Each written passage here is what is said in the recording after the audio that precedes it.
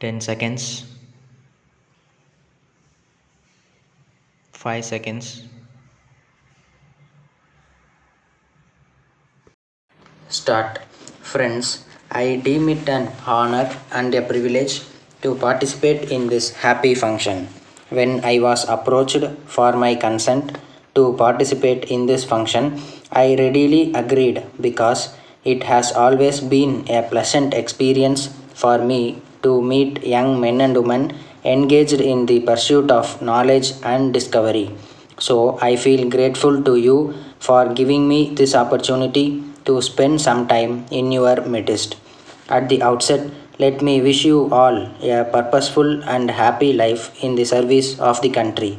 Please remember that education does not end in your colleges. It has to be pursued throughout one's life. On an occasion like this, I cannot but think of our education system, its needs and problems, strengths and weaknesses, our achievements and promises. There cannot be any difference of opinion on the significance of true education, but a debate is often raised about the individual and social aims of education.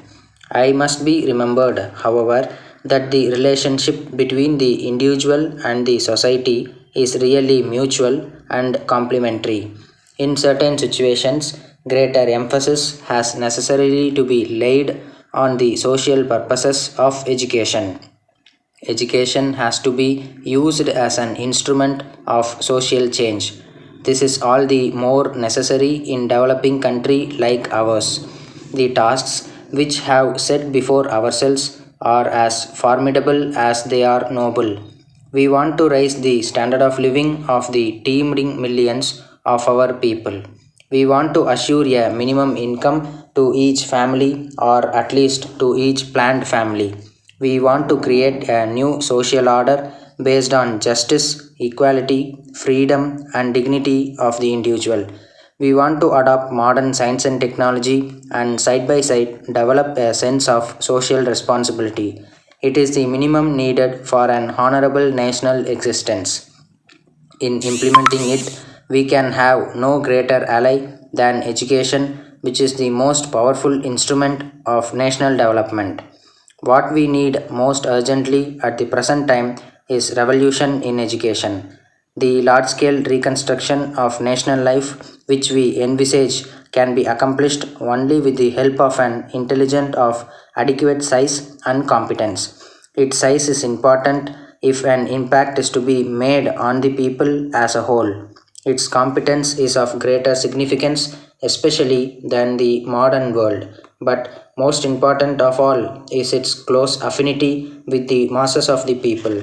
I am firmly of the view that it is only the universities which can provide the necessary leadership in this connection.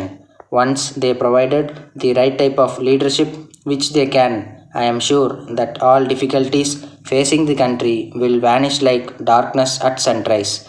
That is why the father of the nation used to say that the aim of university education should be to turn out true servants of the people who will live and die for the country. How can the universities fulfill this heavy responsibility that rests on them? In my view, they will have to develop certain important functions for this purpose. The traditional universities had three main functions, namely teaching, research, and the training of leadership in a new select fields. Modern universities will have to continue and expand these functions to cover all walks of life.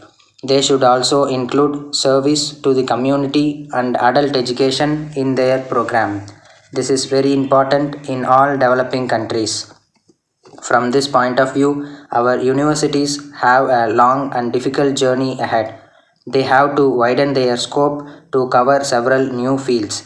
They need development of teaching and research to ensure that every student acquires an adequate competence in his field and cultivates a sense of curiosity, a scientific temper of mind, and capacity to think and judge for himself.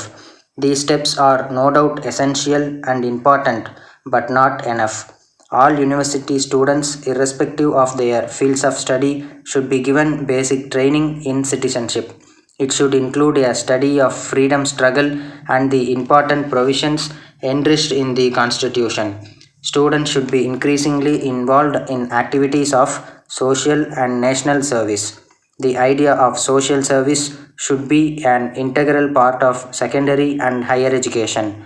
I fully share their view and hope that the government will help the universities as far as they can in this respect.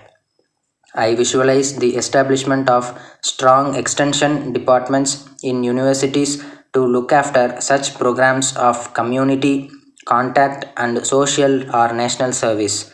A beginning may be made where the necessary atmosphere exists and the essential enthusiasm and leadership is available. But very soon, the activity should be extended to all universities. In due course, these extension departments should develop programs of adult education. Intensive drivers have to be organized for liquidating mass illiteracy. Teachers and students in higher education can play a valuable role in this field. They can make a still greater contribution through the training of rural leadership. We must create a climate of hard and dedication. I think it should be possible for us to involve every student meaningfully and in a challenging manner. There are some institutions whether this is done even today, but unfortunately their number is very small. It is not commensurate with the actual needs, so we must do something tangible in this regard. I consider all these programs of reconstruction of higher education as extremely urgent and significant. We have no time to lose or feel complacent. A program of highest priority is necessary to develop higher education on proper lines. This depends to some extent on government. May God give you the inspiration, the guidance, and the strength to play your part in the reconstruction of higher education. Stop.